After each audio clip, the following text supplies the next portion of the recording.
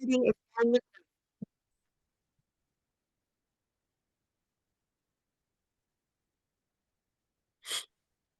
All right, y'all. So today I'm gonna go over fair value gaps. Um, you'll probably hear it a lot on our calls. It's it's very much part of our analysis and strategy. But I just kind of wanted to go over it. It really broke it down as very similar to the liquidity um section we went over, but there's a couple things that I just wanted to run through. So it won't be too long, but I just wanted to run through it so you guys have this as well. All right, so similar, what is a fair value gap? Essentially, they're just imbalances, price inefficiencies, and like we said before, it's going to be where price retraces to, and those are what we use often as our entry opportunities. So essentially, fair value gap is just an imbalance created when price moves too fast. Um, Most times you'll see it's described as orders were only offers on the buy side, or there was only sellers in the market here. So that's just another way of telling you that there was liquidity left in that zone or inefficiency left in that zone, that they're gonna bring back price to and revisit that.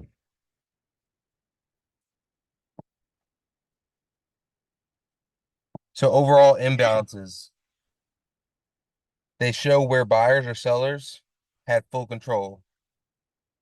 Like I said, it leaves liquidity, inefficiencies, or just unfinished business per se.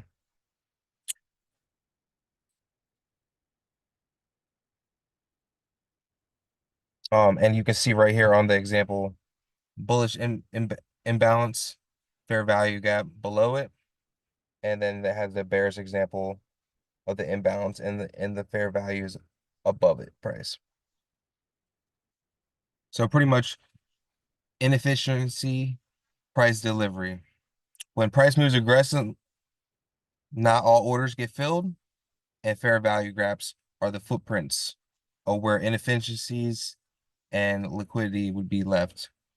We've been seeing a lot of this in today's market just because it's been crazy with news, things about oil, the Strait, Trump dropping his tweets and everything of that sort. But there's been a lot of inefficiencies left behind or liquidity left behind in the market that we are currently trading.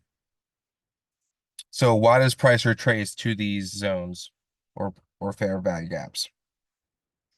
Price naturally wants to return to the inefficiency level and rebalance the market. As you might hear us say it all the time, that we're looking for a 50% rebalance or equilibrium zones.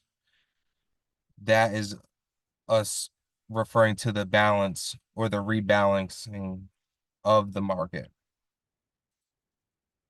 But essentially it's liquidity be filled and rebalancing of supply and demand. It's the basic things that all trades are based off, but that's why we can get these entries where we see something left behind and we're like, there's a fair value gap there, and we mark it out, and we just know that price is going to revisit that at some point. We can't call when, exactly how, in what manner, but if we know it's going to go there, we can set up a pending order or just alert in that area. Let us know, hey, it's in that area. We get the text, pull up the chart, and enter from there, or at least do your analysis in that zone, see if it's something worth entering. Um, so deeper level, there can be fair value gaps on each time frame. So as we were speaking a couple weeks ago about the top-down analysis going from weekly to daily to 4 hour, 1 hour charts. You can have a fair value gap on multiple time zones. So just when you're doing your top-down analysis, look for those fair value gaps and mark them out. That way you can just know when you see that little box on pop up on your screen, oh, price is coming to the fair value gap.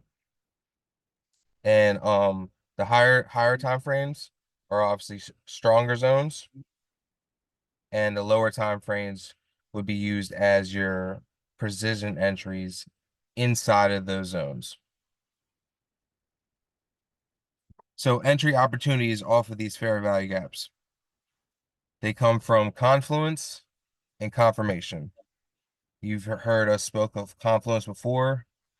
It's pretty much just how strong, how many reasons do you have to take this trade? So if you have two reasons, that's 2 areas of confluence. If you have three areas, and so on and so forth. The more you have, the high probability the trade is. So price returns to the fair value gap, market structure shifts, liquidity sweeps, you have your confirmation, and your entry is right there. Take it to the upside where the target is. Just an example of a bullish fair value trade. You're going to see the fair value gap mapped out here. Price goes up. Like we said before, it's going to pull back. Where's it going to pull back to? Our fair value gap. It's going to take care of that imbalance there and go back to the upside. Now you're going to enter on the confirmation. You can have it boiled down to the 1 minute, 30 seconds, 100 ticks, whatever is your visual that you like to pinpoint your entries on. But wait for confirmation and enter. Simple as that. So just go over a couple common mistakes with you that people make when trading fair value gaps. They try to trade every fair value gap with no confluence. Like we spoke of earlier, these are great pinpoints of retracement or rebalance, but we have to have confluence. We're not just taking trades off of um one marker to enter. It's just too low probability. They enter before the confirmation. It could be right in the zone, super close. You could enter too early before it confirms, and that could turn into a losing trade or just be floating unnecessary drawdown. Ignoring higher time frames. Like we said, always start with the top-down analysis. Make sure you're not missing anything because that is the overall strength. The higher time frame has these stronger zones. You could place your stops too tight. That's often a mistake. Just with trailing too tight, trying to secure too much of the bag, not giving it enough time, or space, I should say, to breathe. And lastly, the perfect mix between your stops being too tight, stop, your stops being too tight, and you're managing risk. So you want to be in profit, make sure you're managing your risk, but you don't want to be trailing it too tight that you're not giving the trade the adequate space to play out the whole position. So my key takeaways for this week, fair value gaps would be they're the imbalances in price. Price is going to retrace to those zones and rebalance. Make sure you're using multiple time frames, confluences. Wait for your confirmation always, and make sure you manage your risk and protect the capital at all times. If you follow those rules, you should be in good shape while trading. and not put yourself at risk or more risk than you should be exposed to.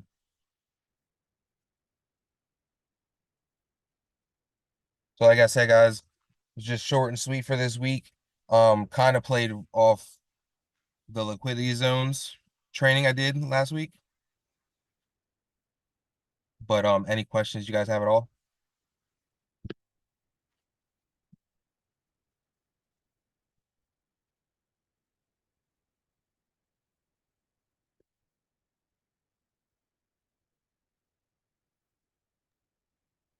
Ask away, anything, y'all. You know what I'm saying? These are the moments where we get better and then we show up. We show up tomorrow.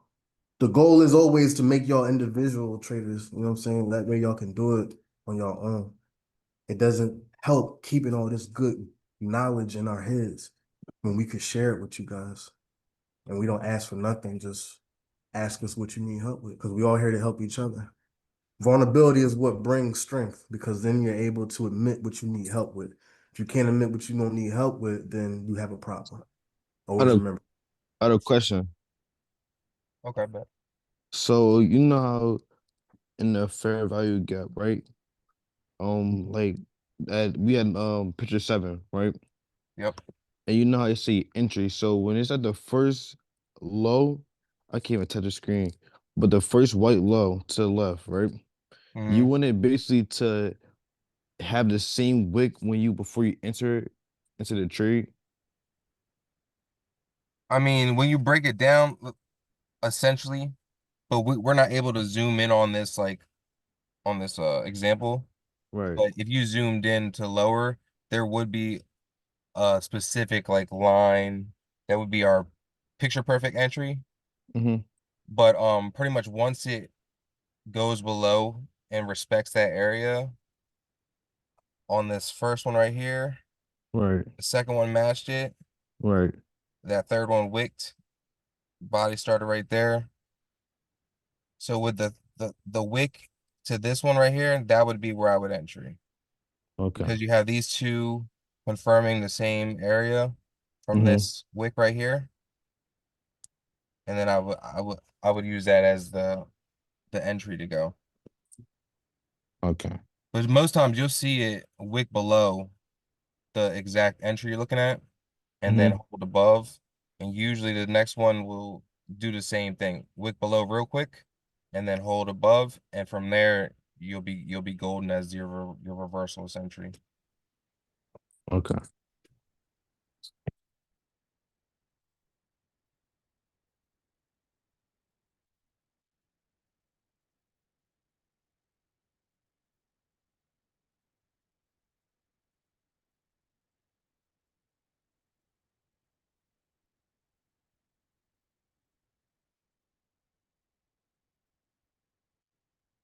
I'm gonna drop this in the chat for y'all to, So just so you have I was this gonna say, reference. show that picture again. Um, Which one? the one that what's the name just asked about, or the example that you were given when he asked the question. So what if a reversal happened on that chart too on picture 7? Well, I guess the question would be, Reese, what does that reversal look like? And Yeah. then, like, if it does happen, what will be the next play?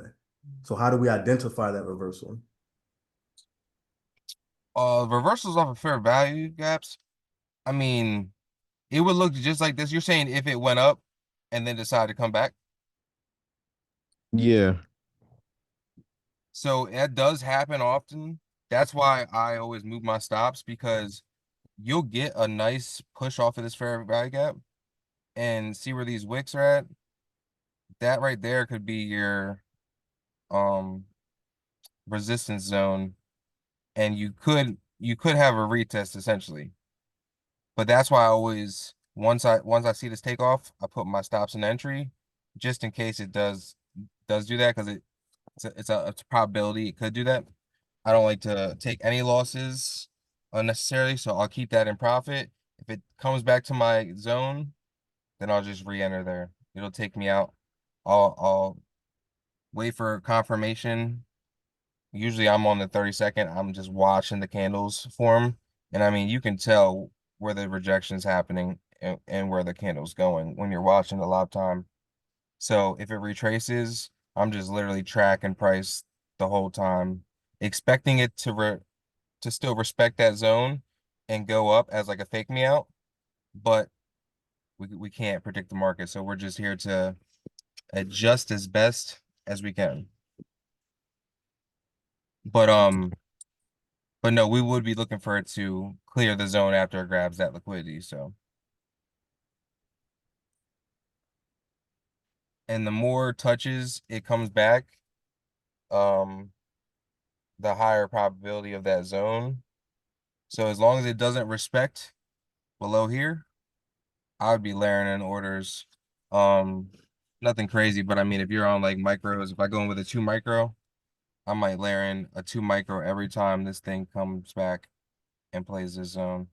Because when it takes off, then I'm rocking and rolling. I've seen all those confluences and how it was playing that zone. It's kind of telling you a story on the micro time frame.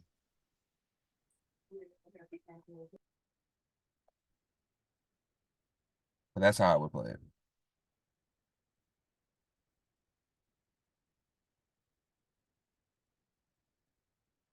And if it were to disrespect the fair value gap, I always just keep it there because they often um are still zones to look for in that area. As long as price doesn't leave the area, if it's coming back to the area, I'm gonna keep it on my chart until it really until ever, honestly.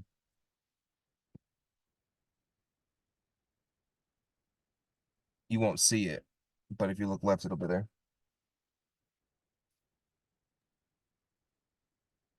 Yeah, and usually the candles will stop closing higher Yep, than each other. exactly. Hmm.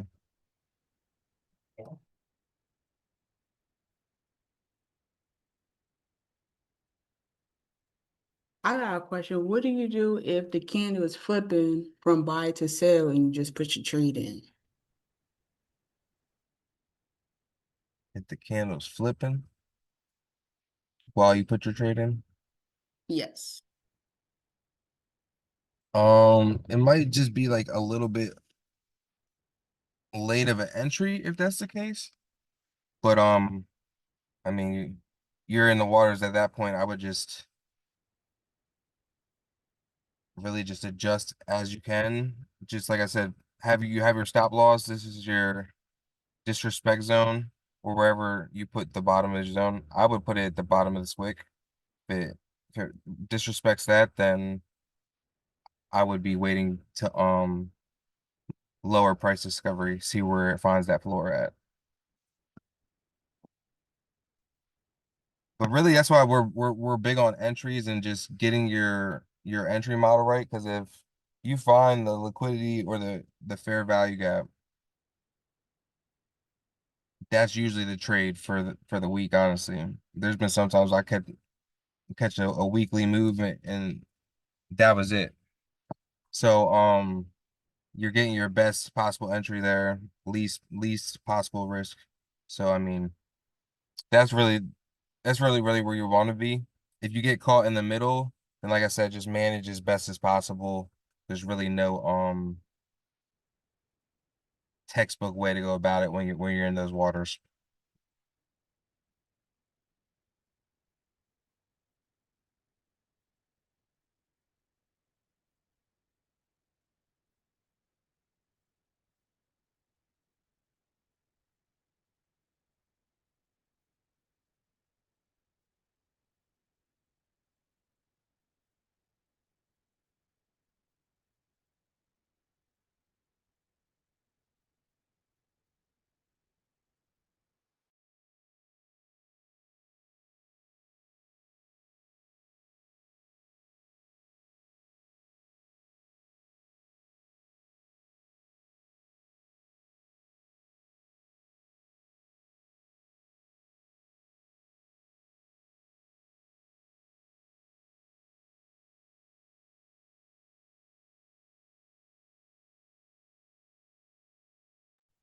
But yeah, that's all the questions we got.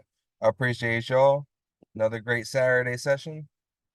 and make sure we all tap in for Sunday review. I'll be on at like 5:30. Ed might be on a little earlier, but I say 5:30 gives us at least enough time to dissect, get our game plan, and wait for that market open. Sounds Gucci to me. Sir. All right, yeah. All right, everyone have a blessed day. Everybody enjoy it. Thank y'all. Same to y'all. Oh, wait, we Appreciate got y'all. holiday on Sunday. Yeah, so Thanks. Oh yeah, I yeah. forgot the market close, ain't it? Market closes at 11:59 CT at Central. That's 2 hours behind us. So it'll be 2 p.m. So I was gonna say close the trade out by at least 12 o'clock p.m. and be done. If we don't see a bet. trade by 12 So p.m. even more valuable of a Right. Sunday session then. Yes, 100%. Let's get it.